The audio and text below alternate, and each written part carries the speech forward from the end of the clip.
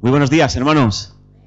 Qué alegría para mí estar con vosotros. Tenía ganas, siempre cada año se me permite la posibilidad de estar aquí y a mí me encanta venir al norte y sobre todo si hace buen tiempo, como está haciendo estos días, pues mucho mejor. Aunque no me dejan salir mucho de la iglesia cuando vengo, pero bueno, el viernes pude darme un paseillo por la ría que fue muy reparador para mí. Quisiera, antes de compartir la palabra, daros las gracias, hermanos, porque sé que durante estos meses pasados habéis estado intercediendo por mí. Sabéis muchos que tuve un percance en el verano, me fracturé el peroné a la altura del tobillo y en principio, cuando me llevaron al hospital, pues me dijeron que había una fractura importante, que me iban a intervenir.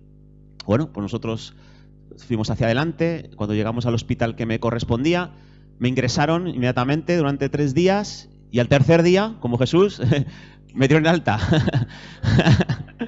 Salí de allí. Y la verdad que yo sé que mucho de lo que me ha pasado, que ha sido desde las previsiones más fatalistas a terminar evolucionando muy positivamente sin necesidad de operación, ha sido por la intervención de Dios. Lo tengo clarísimo. Por las oraciones que mis hermanos, mi familia, de aquí de Bilbao, de Madrid, incluso fuera de España también, han estado levantando en favor nuestro y se han dejado sentir. Así que gracias, hermanos, por orar por nosotros. Gracias por orar por los enfermos, porque sí, el Señor responde a las oraciones. Y algo que aparentemente era una experiencia muy negativa se ha convertido en una fuente de bendición para mí personalmente y para mi familia. Así que se cumple una vez más lo que dice la palabra. A los que aman al Señor, todas las cosas les ayudan para bien. Así que gracias por ser parte de esto. Y nada, pues vamos a ir hacia adelante a la palabra. Me gustaría compartir con vosotros un pasaje breve que está en el libro de Santiago, en el capítulo 5. Y vamos a leer desde el 7 al 12. Santiago es un libro que me apasiona, es un libro muy emocionante, es un libro eminentemente práctico, trata de cosas muy sencillas, muy de la vida diaria de un creyente. Y bueno, pues vamos a leer algunas cosillas ahí para tratar un tema que ponía el Señor en mi corazón. Santiago 5. Versículo 7, dice así: por tanto, hermanos, tened paciencia hasta la venida del Señor. Mirad cómo el labrador espera el precioso fruto de la tierra, aguardando con paciencia hasta que reciba la lluvia temprana y la tardía. Tened también vosotros paciencia y afirmar vuestros corazones, porque la venida del Señor se acerca. Hermanos, no os quejéis unos contra otros para que no seáis condenados. He aquí el juez está delante de la puerta. Hermanos míos, tomad como ejemplo de aflicción y de paciencia a los profetas que hablaron en nombre del Señor. He aquí tenemos por bienaventurados a los que sufren. Habéis oído de la paciencia de Job y habéis visto el fin del Señor, que el Señor es muy misericordioso y compasivo. ¿Estamos de acuerdo en eso, sí?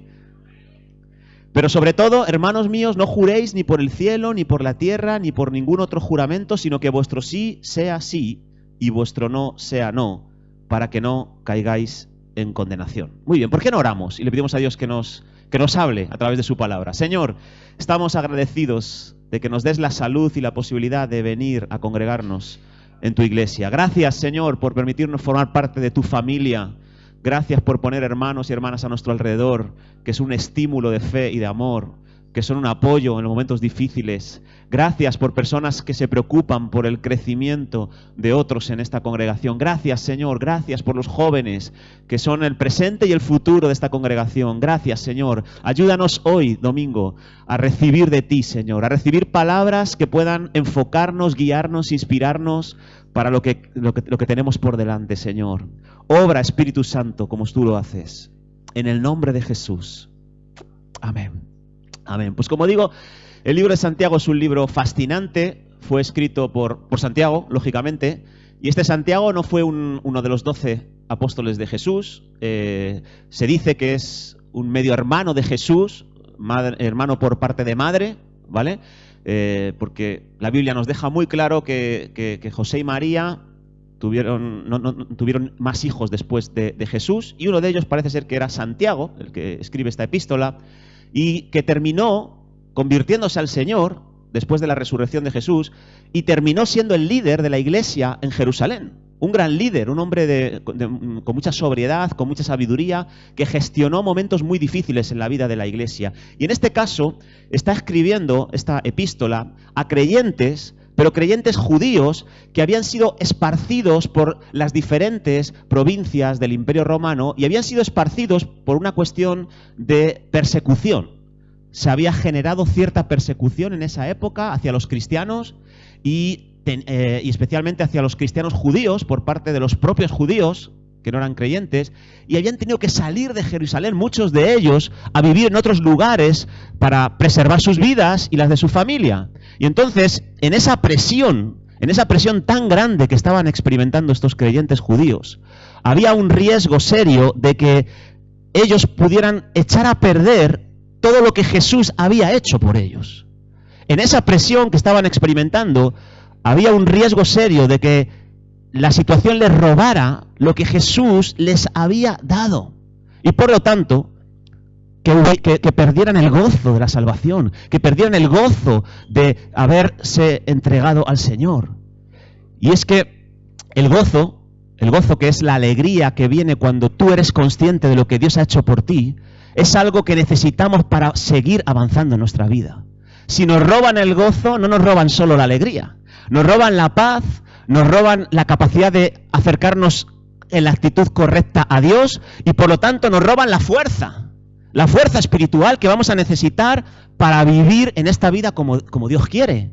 Así que es algo serio perder el gozo, es algo serio perder la conciencia de lo ricos que somos en Cristo Jesús.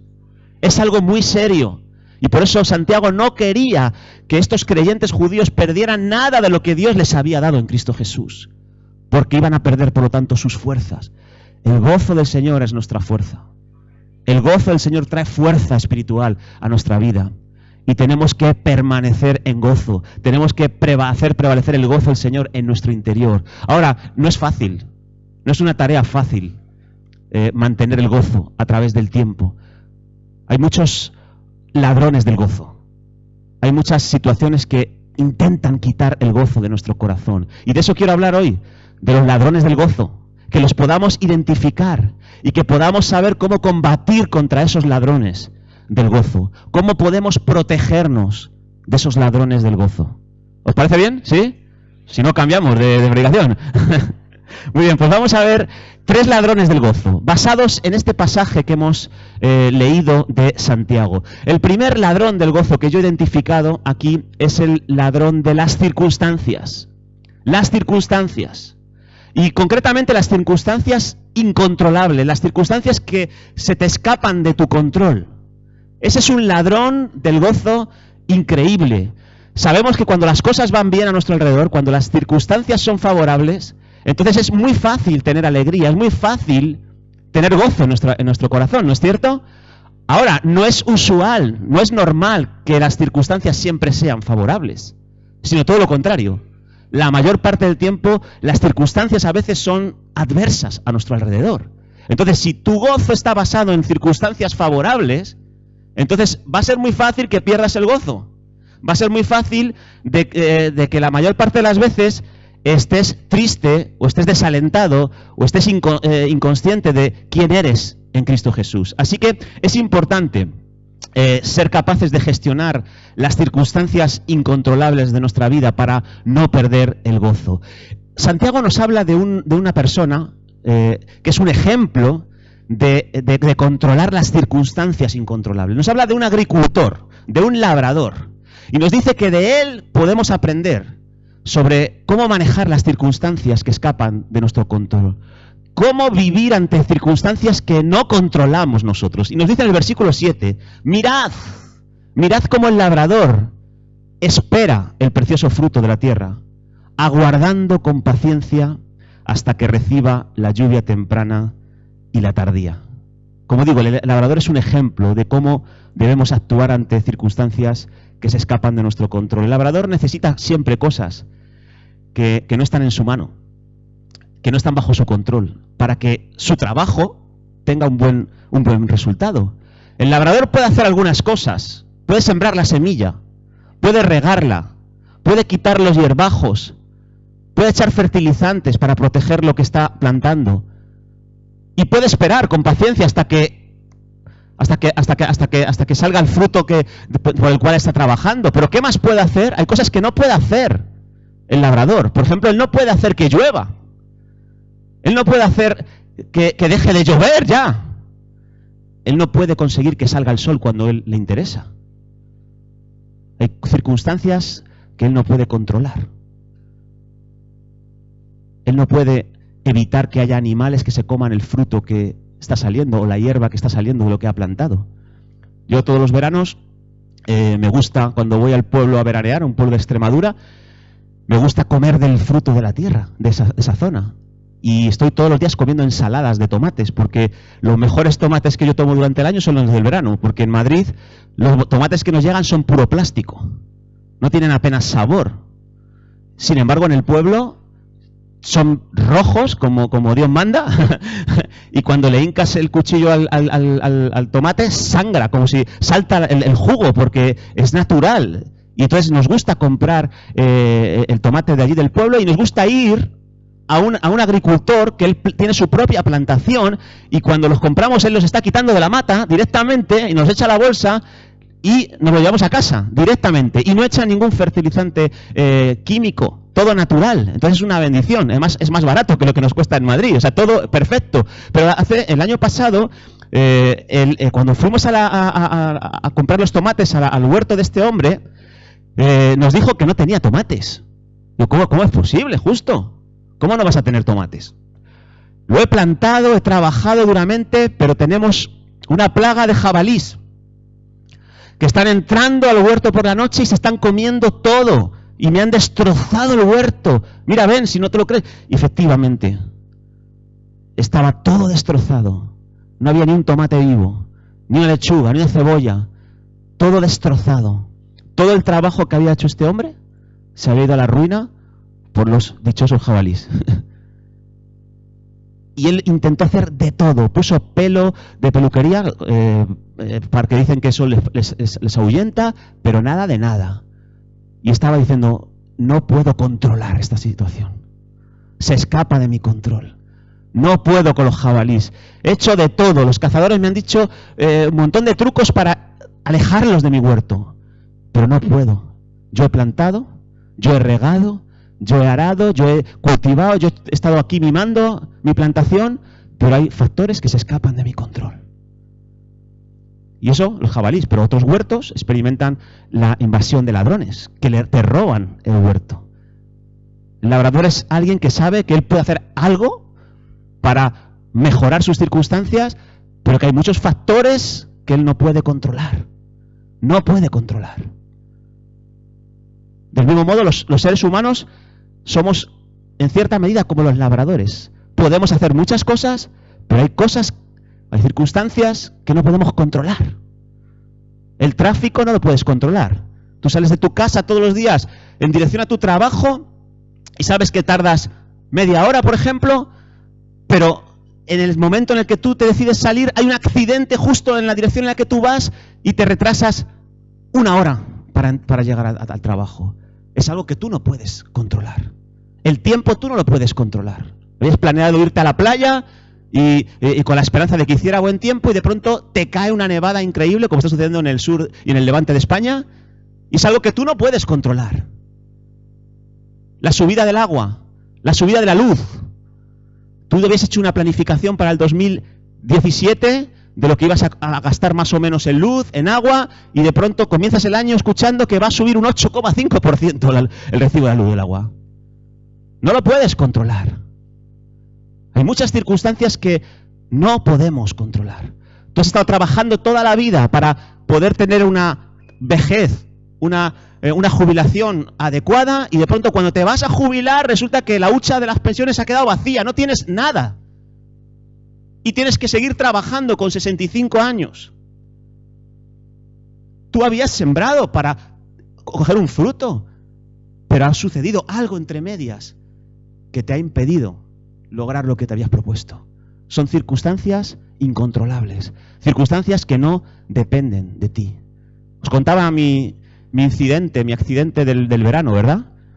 Habíamos preparado ese día una excursión preciosa. Habíamos, juntamente con mi esposa y mis hijos, y mi hermana y mis sobrinos, habíamos hecho unos bocadillos extraordinarios, habíamos decidido ir a un valle llamado El Jerte, en Extremadura, y subir a una garganta, que ya el nombre es tremendo, la garganta de los infiernos, ¿vale? Un sitio paradisiaco, un sitio espléndido. Y decidimos ir por una ruta, un sendero extraordinario, que nos íbamos maravillando a cada paso. Duró 1 hora y cuarto más o menos la subida. Llegamos a la garganta esta del infierno y era infernal. Era del cielo, parecía el paraíso en vez del infierno, ¿verdad? Había unas cascadas, que caían de agua con una belleza inimaginable. Y cuando ya nos íbamos a ir para disfrutar de la comida a una parte baja rodeada de caballos y llena de aguas naturales, en ese momento, mientras yo me estaba secando, pierdo el equilibrio de una manera tonta, que si lo pudiéramos ver en vídeo nos estaríamos riendo todos aquí ahora. Y de una manera incomprensible fui a apoyarme en una piedra, me resbalé y cuando quise mantener el equilibrio con esta, se partió el tobillo. Sentí el crack. Yo no había planeado eso. En ese momento yo sentí que algo gordo me había hecho porque me entró un dolor por toda la pierna que me subía por todo el cuerpo. Y estaba mi hermana al lado y digo, me he hecho algo, mínimo un esguince de 2º grado. Enseguida el pie se convirtió en una bota. 2 huevos salieron de cada una de las partes de mi tobillo. Empezó a ponerse morado la planta. Os he dicho que estaba a 1 hora y media de caminata del pueblo más cercano. Una caminata por un sendero rural donde no podía acceder ningún vehículo. Encima estaba en la parte más baja de la garganta, para la que se tenía que acceder por unas piedras que eran absolutamente resbaladizas. No había cobertura. No podríamos llamar a nadie. No podía ni plantar el pie del dolor. Mi hermana salió corriendo a buscar alguna zona que hubiera cobertura. Llamamos a las emergencias. La ambulancia no podía subir ahí a por mí. Yo no podía moverme. Circunstancias que yo no podía ya controlar. Yo no podía ni siquiera dar un paso. No podía conseguir que nadie pudiera rescatarme. Encima, para ponerlo mejor, escucharme, en una de esas cascadas que os comentaba de aguas cristalinas, una chica estaba descendiendo y se quedó en medio de una de las cascadas y se le salió la rodilla. Se quedó enganchada justo en la corriente, en la mitad. La chica no se podía mover. La chica gritaba que se le escuchaba hasta en Madrid. Así que ahora la ambulancia tenía que subir ahí a rescatar no a 1, sino a 2 personas. Y por supuesto yo no era la prioridad. Yo no era la prioridad era esta chica. Al final, 1 hora y media después, subieron como pudieron en un vehículo de la Guardia Forestal y la prioridad era ella. Fueron a por ella. Yo seguía ahí con el pie, con una bota, y eran circunstancias que yo no podía controlar. Mis planes se habían roto. Yo ya no sabía qué hacer, no sabía cómo guiar a mi familia, si mandarles que se fueran para abajo, que fueran al coche, no sé. Al final decidí a mi mujer que se fuera para allá. El caso es, hermanos, que en medio de esa situación uno puede experimentar mucha desesperación, mucha tristeza, pero yo al minuto después de hacérmelo, dije, Señor, no voy a permitir que ninguna circunstancia me robe la alegría que tengo en mi corazón.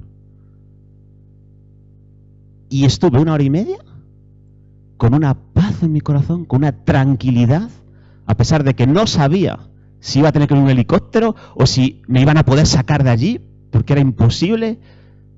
Y yo dije, pues yo voy a estar tranquilo, no voy a dejar que ninguna circunstancia me robe el gozo.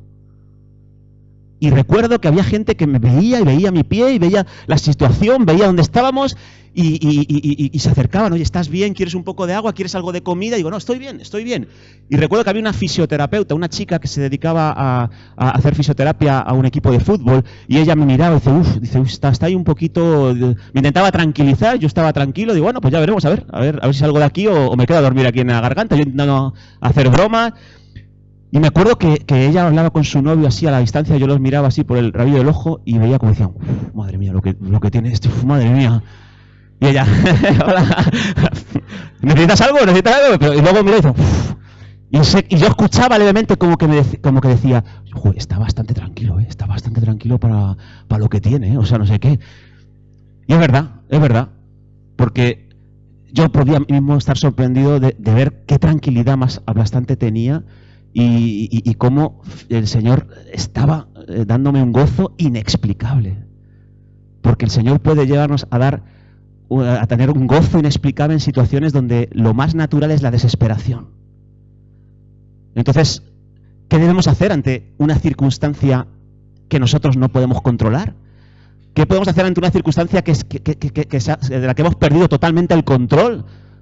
¿Qué podemos hacer en circunstancias donde estamos a merced de la tempestad? ¿Qué podemos hacer? Pues yo lo único que decidí es alabar al Señor en todo tiempo.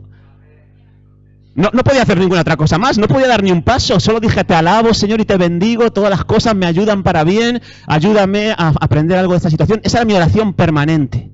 Y a mi mente venían todos los compromisos que yo tenía en las próximas semanas. Tenía que ir a predicar a un sitio, tenía un compromiso con unos hermanos, tenía un montón de historias y yo dije, eso ahora mismo no es importante. Mi atención va a estar enfocada en lo que sí puedo hacer. ¿Y qué puedo hacer ahora? Alabar al Señor, darle gracias en todo. Y eso es lo que me enfoqué y de pronto el gozo de Dios estaba ahí, presente en mi vida, inalterable. La circunstancia estaba mal. Llegué al hospital y me tuvieron un montón de horas de espera allí en urgencias y cuando me entraba para que me revisaran, para que me hicieran una radiografía, recuerdo cuando me hicieron la radiografía, que yo estaba tranquilo porque el dolor apenas estaba presente y cuando me hizo la radiografía la persona que me la hizo me miró y dijo, jo, chicos, es que hay que tener más cuidado, ¿eh? Me empezó a regañar. Digo, bueno, ha sido una torpeza, un mal paso y tal. Dice, sí, ya. Bueno, ahora te vas a enterar. Ya se te acaba el verano, ¿eh? Ya se te acaba el verano. Sí, ya imagino. Digo, pero vamos, yo creo que esto en un mes y medio, 2, ¿no? Se solucionará, ¿no? Y dice, bueno, ahora te van a decir. Y lo decía como una seriedad que invitaba a la desesperación nuevamente, a la tristeza. Pero te aseguro algo, hermano. Yo seguía la mente alabando al Señor. Te alabo, Señor. ¿Es lo que puedo hacer? ¿No me quieres decir nada? Pues alabo al Señor. Eso sí puedo hacerlo. Y el gozo, ahí. Me habían llamado 4 veces para que me vieran diferentes tipos de personas. Y siempre me habían llamado por mi nombre. Pedro David Alves Ortega, pase a la sala 1. Pedro David Alves Ortega, pase a la sala 3. Después de la radiografía, dicen, familiares de Pedro David Alves Ortega, pasen a hablar con el médico. Sospechoso, ¿no? Ya con el diagnóstico en mano, ya no me llaman a mí, llaman a un familiar. En ese momento digo, a ver si es que yo es más grave de lo que yo estoy pensando. Y llaman a mi mujer para que vaya entre sola a hablar con el médico. Y yo pues claro, lógicamente te empiezas a preocupar y dices, ¿qué puedo hacer ante esta circunstancia? Alabar al Señor. Señor, te alabo y te bendigo. Gracias por todo. Yo sé que mi vida está en tus manos. En ti confío, Señor. Sale mi mujer. Te has partido el tobillo. Te tienen que operar. Y yo digo, Jurín, sí, me ha dicho que es grave, no sé qué. Ahora van a pasar y te van a poner la escayola, tal. Bueno, ¿qué podía hacer yo? Señor, gracias por todo, Señor, te alabo, tú sabrás, mi vida está en tus manos.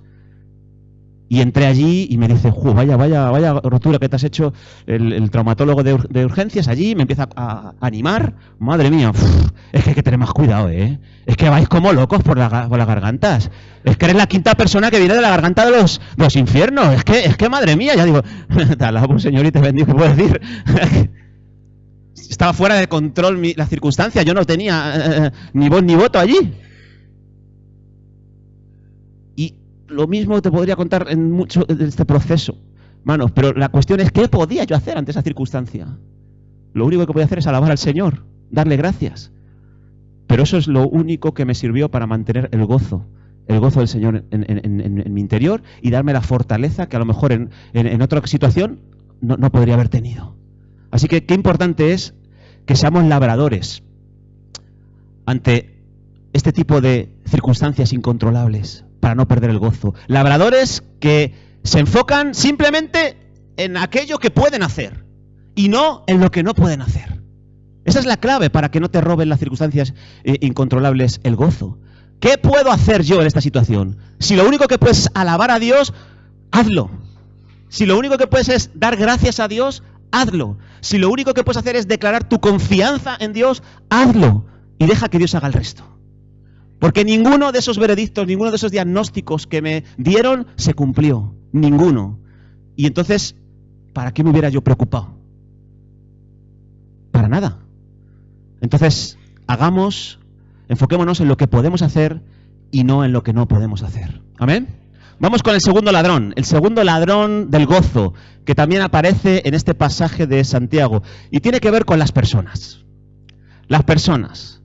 Las personas son a veces una causa y una fuente de falta de gozo para nuestras vidas, ¿no es cierto? Todos nosotros hemos perdido el gozo por causa de la gente en muchas ocasiones.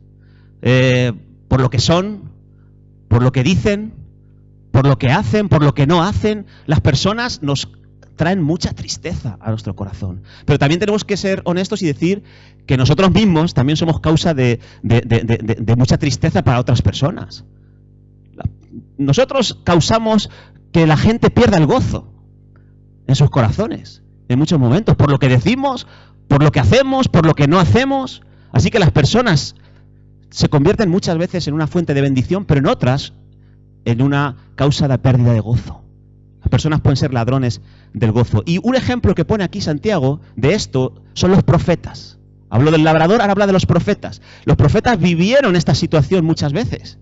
Los profetas fueron afligidos enormemente por otros, por el pueblo al que servían. Y los profetas en muchas ocasiones perdieron el gozo por causa de la gente. ¿Os acordáis de Moisés? Que llegó un momento en que se enfadó tanto con la congregación rebelde y dura de Cervic a la que lideraba, y le dijo: Dios, ráeme a mí del libro de la vida.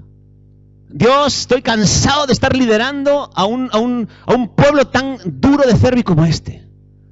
Y vemos a Moisés quejándose muchas veces ante Dios por causa del pueblo. Vemos a Moisés perder el gozo por causa del pueblo. Vemos a Jeremías, el llorón, que le llamaban, ¿no? Perder el gozo, es razonable, ¿no? Por causa de la gente. La gente, ¿qué tipo de gente es la que te hace perder el gozo? La gente que no quiere cambiar. La gente que está en un error y que sigue ahí, firme en el error. Los profetas tenían un ministerio tremendo hacia la gente. Y era el ministerio de dar un mensaje de parte de Dios a sus vidas. Hablarles de parte de Dios para que pudieran encontrar el buen camino y caminar por él para que sus vidas les fueran bien. Pero ¿sabes qué se encontraban la mayoría de los profetas? La mayoría de los profetas se encontraban apatía a las palabras de Dios, desobediencia, rechazo. Y muchos de los profetas murieron. Murieron porque la gente les mató, la gente a las que les predicaban les mató. Y dice en el versículo 10 de Santiago 5, dice: hermanos míos, tomad como ejemplo de aflicción y de paciencia a los profetas que hablaron en nombre del Señor. Tomadles como ejemplo cuando os encontréis a una persona que no quiere cambiar. Cuando les habléis la palabra de Dios, cuando les habléis en el nombre del Señor y encima os persigan y os acusen y os maldigan. Inspiraros en los profetas, cómo ellos mantuvieron el gozo a largo plazo.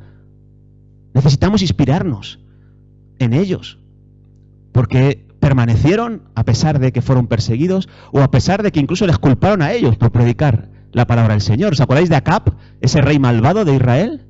¿Os acordáis cuando Elías se acercó a él y le dio una palabra de parte de Dios y dijo: mira, por tu maldad, por tu perversión, no va a llover durante 3 años y medio en Israel, y volverá a llover solo cuando yo venga y ore.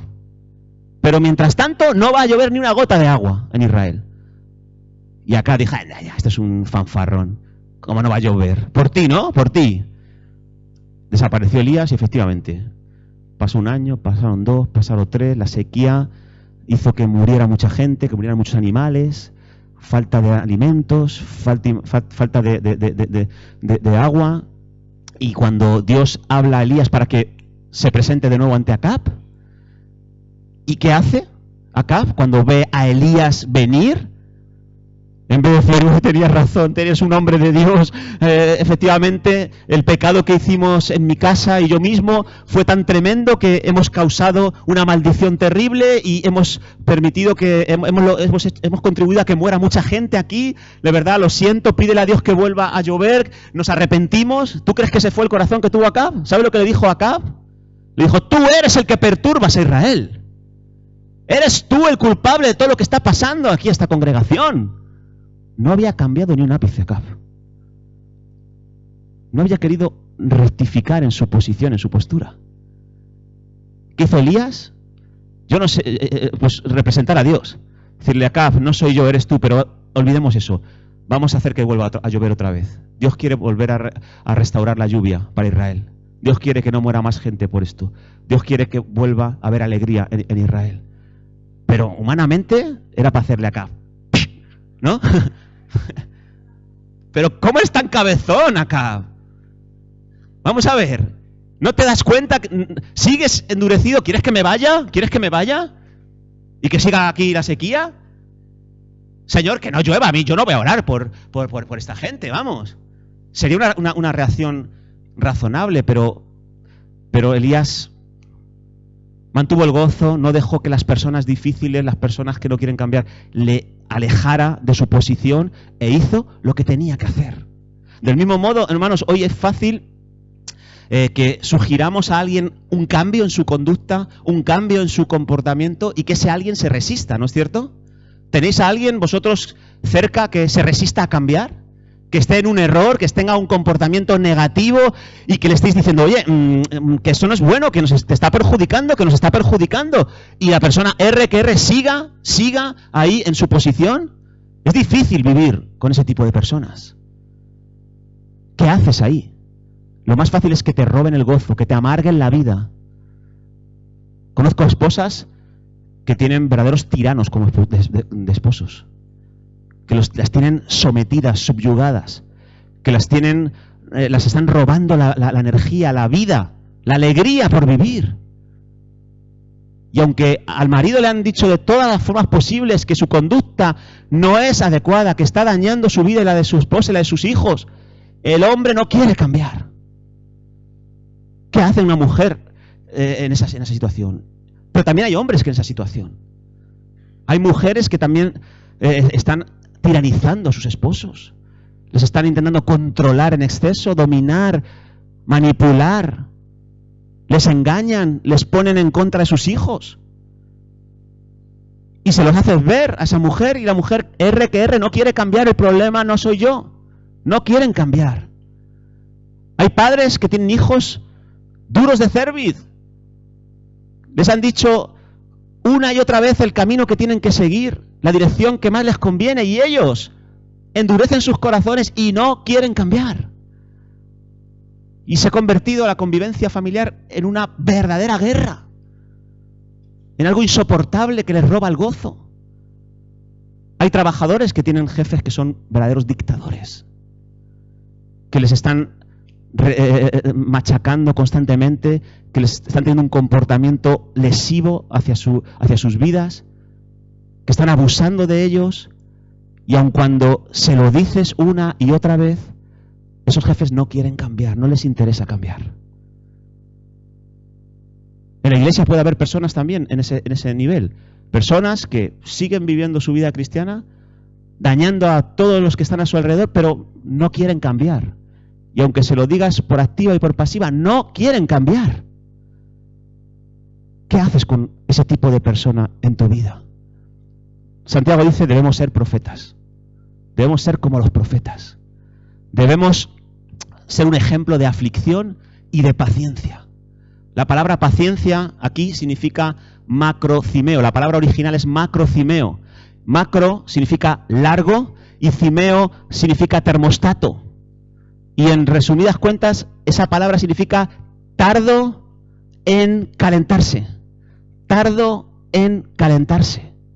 Así como, por ejemplo, hay un termostato, que es el termostato del motor, que impide que el motor se caliente en exceso y que tu coche se dañe seriamente.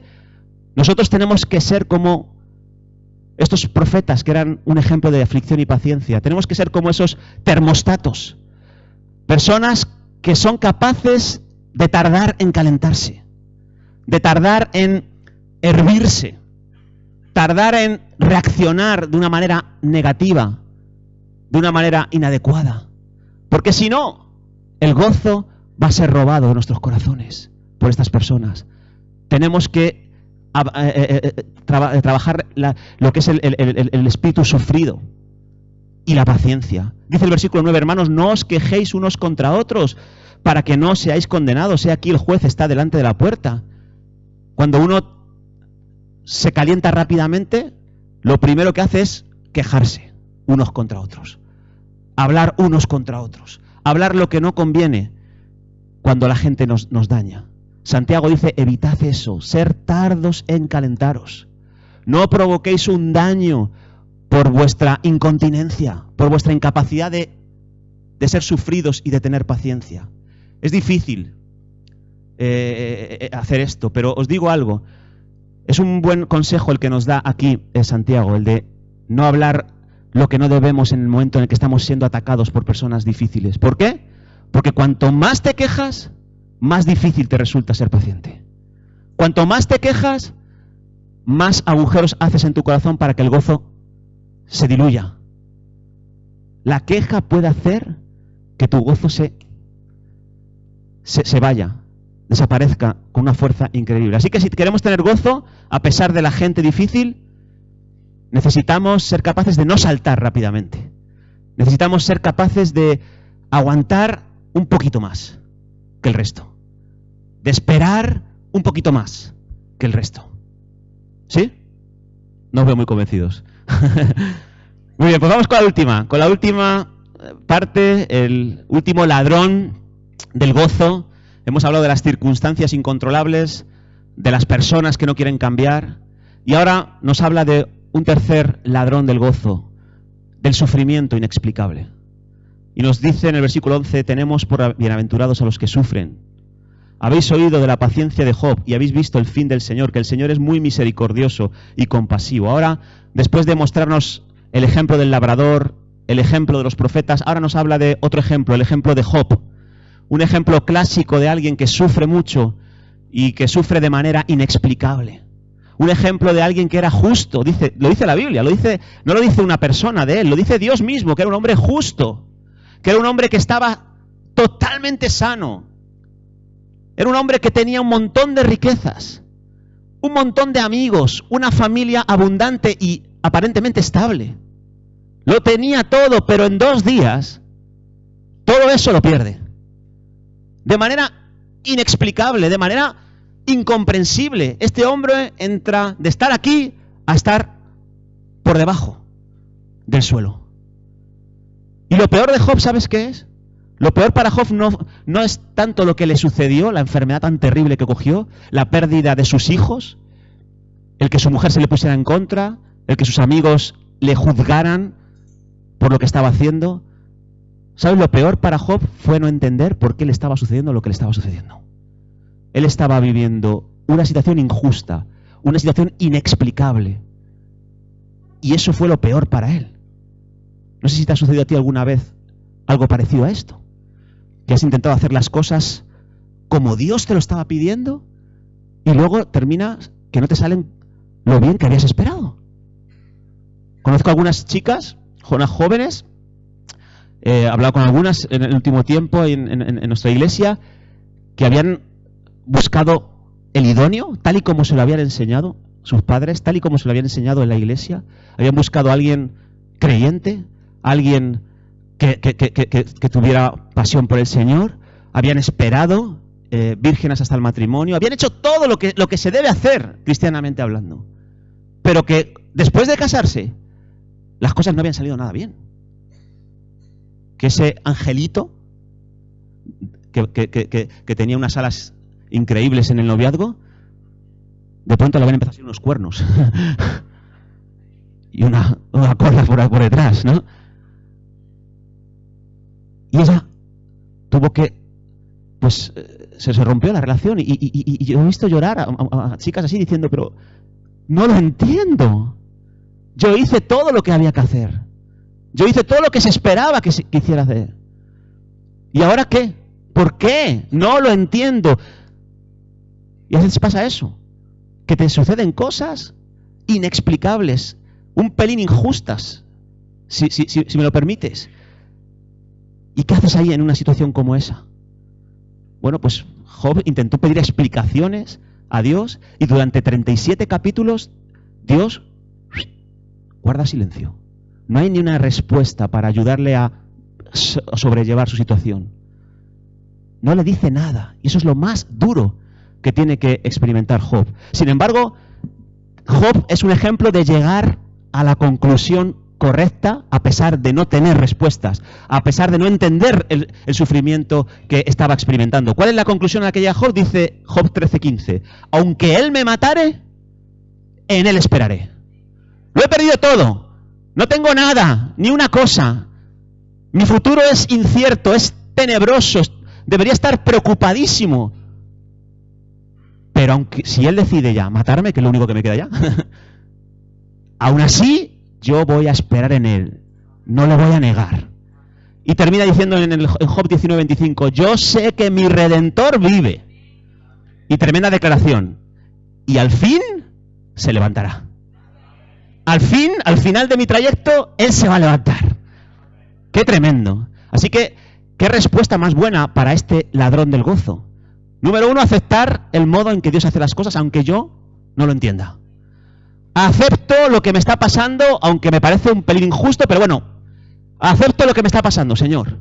No voy a luchar contra ti, no voy a luchar contra nada. Acepto que tú estás en control. Acepto que hay cosas torcidas en este mundo, que hay cosas que son injustas en este mundo, que hay desigualdades incomprensibles, que hay justos que mueren por su justicia, que hay impíos que viven por su impiedad. No lo entiendo, Señor. ¿Dónde estás? No lo entiendo. ¿Hasta cuándo? No lo entiendo, Señor. Pero acepto cómo tú quieres hacer las cosas. Y espero, en segundo lugar, el día en que todas las cosas van a ser enderezadas, Señor. Acepto cómo hacer las cosas, pero confío y espero en que al final tú vas a levantarte y vas a poner cada cosa en su sitio. Por eso dice Santiago en el versículo 7, tened paciencia hasta la venida del Señor. Tened vosotros paciencia, dice el versículo 8, y afirmad vuestros corazones porque la venida del Señor se acerca. Qué importante es tener en la mente la venida del Señor. Yo sé que vosotros vais a tenerla en mente durante este año, que es el lema que vosotros vais a trabajar, y es muy importante. ¿Podremos mantener el gozo en situaciones injustas como esta si nos enfocamos en la segunda venida? ¿Por qué? ¿Por qué es importante la segunda venida? Pues porque cuando el Señor venga van a suceder dos cosas. En primer lugar, Él va a venir, va a arrebatar a los suyos y los va a recompensar. Va a recompensar a cada persona por haber esperado en Él, por haber permanecido fieles hasta el final. Pero hace una segunda cosa cuando Él venga. Va a coger a los que no han esperado en Él, a los que han hecho maldad, a los que han hecho las injusticias y los va a juzgar justamente. Y los va a poner en su sitio. ¿Tú crees eso? Él va a enderezar todo en un momento de la historia, en su segunda venida. Él va a dar a cada uno lo que está pidiendo a gritos desde aquí, desde la tierra. Quiero tu justicia, Señor. Quiero tu presencia, Señor. Toma, eso es lo que te voy a dar en la segunda venida. Señor, quiero más y quiero pisotear a más personas para llevar a más alto. Sí, pues ven aquí, que te voy a dar lo que tú estás pidiendo. No entiendo todo, pero sé que Dios va a triunfar, hermanos. Eso es lo que me ayuda a mantener el gozo en situaciones injustas de este tipo. No entiendo todo, pero Dios tiene la última palabra. Y yo lo que haré es resistir y mantenerme enfocado en el Señor, porque fíjate lo que dice Malaquías 3:13-18. Malaquías 3:13-18. Habéis dicho, por demás es servir a Dios. Vaya, ¿qué sentido tiene servir a Dios? Y mira todo lo que me está pasando. Podría decir Job, o podríamos decir algunos de nosotros. ¿Qué aprovecha que guardemos su ley y que andemos afligidos en presencia de Dios? Bienaventurados son los soberbios. Y los que hacen maldad no solo son prosperados, sino que tientan a Dios y escapan de las cosas malas. Pero dijo Dios, escucha esto, dijo Dios, en el día en el que yo actúe, la segunda venida, os volveréis y discerniréis la diferencia entre el justo y el malo, entre el que sirve a Dios y el que no le sirve. Vais a ver que hay una diferencia entre guardar sus mandamientos, entre pararse al lado de Dios y entre el que hace todo lo contrario. Va a haber una diferencia. Gózate en eso. Gózate en eso. Ahora bien, no tenemos por qué estar solamente esperando en la segunda venida para gozarnos en medio de las situaciones injustas. En el pasaje que hemos leído de Job dice, habéis oído la paciencia de Job y habéis visto el fin del Señor con él, que el Señor es muy misericordioso y compasivo. Así que nos está diciendo, confía en que en la segunda venida yo voy a enderezar todo lo que está torcido, que voy a poner cada cosa en su lugar, pero también confía en que Dios es muy misericordioso y compasivo aquí y ahora contigo. Y eso fue lo que le pasó a Job. Job esperó en el día en el que él venga y guardó silencio, pero Dios actuó aquí en la tierra para con él también y le dio cosas maravillosas. Vimos lo que Dios hizo con Job, lo vimos todos. Vimos lo misericordioso y compasivo que fue Dios con Job aquí en la tierra. ¿Y cómo lo vimos? Porque Job vimos que él experimentó, después de su situación de sufrimiento injustificado, un conocimiento más profundo del Señor. ¿Os acordáis de lo que dijo Job? De oídas te había oído, mas ahora, no había venido el Señor todavía, ahora mis ojos, tengo una comprensión más profunda de ti, Señor. ¡Qué bendición!, ¿no? Te conozco mejor ahora que antes. Ha valido la pena todo este sufrimiento, porque me has llevado a ser más maduro, más profundo en mi conocimiento de ti. Pero no solo eso, sino que Job creció en su carácter. Otros le admiraron mucho más después. Job creció en su capacidad de amar a los que le juzgaron injustamente. Y oró por ellos y los bendijo mucho antes incluso de ser restaurado en todas sus cosas. Job aumentó su sensibilidad para los que sufrían después de todo lo que padeció. Job fue mucho más feliz, más inquebrantable que antes. Job tuvo hijos más hermosos, más piadosos, fue más rico. O sea, vimos la misericordia y la compasión de Dios aquí en la tierra, en Job. Así que claro, enfoquémonos en la segunda venida, pero recordemos a Job que vimos el fin que Dios le dio a él aquí en la tierra. También actuó aquí en la tierra con Job. Así que cuando las circunstancias, la gente o el sufrimiento lleguen a nuestras vidas, seamos pacientes. Mantengamos a toda costa el gozo del Señor en nuestras vidas. Porque hay premio allí, en el más allá, pero hay premio también aquí, en el aquí y en el ahora. Amén. Así que, hermanos, la venida del Señor se acerca, ya sea para restaurar todas las cosas o para restaurarte a ti aquí y ahora con su presencia y darte una madurez nueva en tu vida. Enfoquémonos en eso y hagamos lo correcto, mantengamos la calma, esperemos en Él y el gozo del Señor estará intacto en nosotros y recibiremos la fuerza que necesitaremos para este 2017. ¿Amén? ¿Por qué no oramos, hermanos? ¿Por qué no oramos? A veces las cosas no son como hemos esperado, no son como hemos planificado, pero necesitamos seguir haciendo lo que tenemos que hacer, hermanos. Quiero que oremos, pero antes déjame leerte una poesía de el pastor fundador de la Iglesia Salem, nuestro hermano Manuel Vidal. Uno de sus libros de poemas no tienen desperdicio, os animo a que podáis haceros con ellos. Una de sus poesías me tocó el corazón y tiene que ver con lo que estamos hablando aquí. Se titula Decepción y dice lo siguiente, dice: Señor, tú eres soberano y yo soy solo un gusano, pero sin ti inmensa carga. Y he salido en tu nombre, les impartí la palabra, fui testigo de estas cosas. No volverá a ti vacía la palabra de tu boca. Pensaba, derramarás una grande bendición, pero no se movió nada. Queda tu promesa clara, no volverá a mí vacía esta palabra.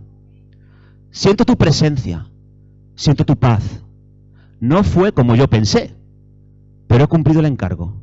Señor, tú eres soberano y yo soy solo un gusano.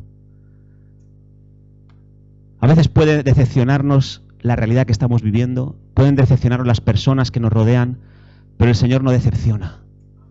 Señor es soberano y nosotros solo somos gusanos, limitados, incapaces de comprender todo el cuadro completo. Pero qué bueno lo que nos anima a hacer esta poesía, a seguir haciendo lo que sabemos que tenemos que hacer y dejar a Dios que arregle los resultados. Amén. Señor, gracias por tu palabra, gracias por todo lo que tú nos has querido enseñar en este día.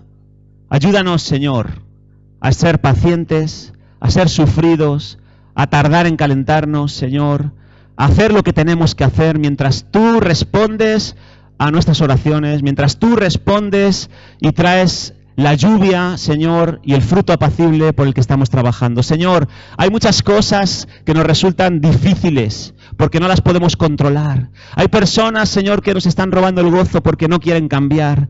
Hay situaciones injustas y sufrimientos injustos e inexplicables que intentan dinamitar nuestra pasión y nuestro gozo por ti. Pero no permitas que eso suceda, Señor. Ayúdanos a enfocarnos en ti durante este año 2017, a mantenernos en el camino, a mantenernos con el gozo a flor de piel, Señor. Ayúdanos en el nombre de Jesús. Ayúdanos, Señor. Oh Espíritu Santo, fluye en nuestro corazón recordándonos esto durante todos estos meses del año, Señor. Oh, en el nombre de Jesús, ayúdanos a ser como el labrador. Ayúdanos a ser como los profetas del Antiguo Testamento. Ayúdanos a ser como Job, Señor. Personas inquebrantables por el amor que tenían en sus corazones por ti, Señor. Personas que mantenían el fruto del Espíritu porque se mantenían cercanos a ti, pasara lo que pasara, Señor. Oh Espíritu Santo, ayúdanos, Señor. Oh, aleluya, aleluya, Señor, te adoramos, te bendecimos, Señor, te bendecimos, Jesús. A ti sea toda la gloria, Señor, a ti sea toda la gloria, oh Jesús. Oh, bendito seas, oh, aleluya, Señor, gracias, hermano. Mientras estamos orando ahí, me gustaría que reflexionaras en cuanto a cómo está tu vida, en cuanto al gozo del Señor. Si ha habido algún ladrón que ha conseguido robarte ese gozo, que puedas ponerte delante del Señor, identificar qué clase de ladrón ha sido el que te ha robado el gozo, y que puedas tomar una determinación en esta mañana de impedir que ese gozo siga alejado de tu corazón, que te pongas delante del Señor y que puedas decirle: devuélveme el gozo de la salvación, Señor, devuélveme el gozo, Señor, que tú me distes. Devuélveme el gozo, la conciencia de lo que, al recuperar la conciencia de lo que tú hiciste por mí en Cristo Jesús, Señor. No permitas que mi gozo se difumine, Señor, o se disuelva. Señor, devuélveme el gozo. Haz esa oración delante del Señor. Aleluya, aleluya, Señor. Oh Jesús, oh Jesús. Y si hay alguien aquí mientras estamos orando que ha tenido la necesidad de hacer esta oración hoy de una manera específica, si ha sentido que realmente necesita orar a Dios de esta manera: devuélveme el gozo, yo quiero orar por ti. Levanta tu mano ahí donde te encuentras, yo quiero orar por ti. Dios te bendiga, Dios os bendiga, Dios os bendiga, Dios os bendiga. Voy a orar por vosotros. Señor, oro por esta congregación, estas personas que han levantado su mano, Señor, con la necesidad de recuperar tu gozo, Señor, a pesar de todo lo que están viviendo. Oro para que les ayudes, Señor, a recuperarlo, a recuperar la fortaleza, el vigor, Señor, que viene de tenerlo en nuestro corazón, Señor. Tú sabes qué elementos tienen que ser tocados para que ellos puedan seguir caminando en este espíritu, Señor, del que estamos hablando. Bendícelos, Señor, bendícelos y obra en sus corazones. En el nombre de Jesús, en el nombre de Jesús. Aleluya, Señor.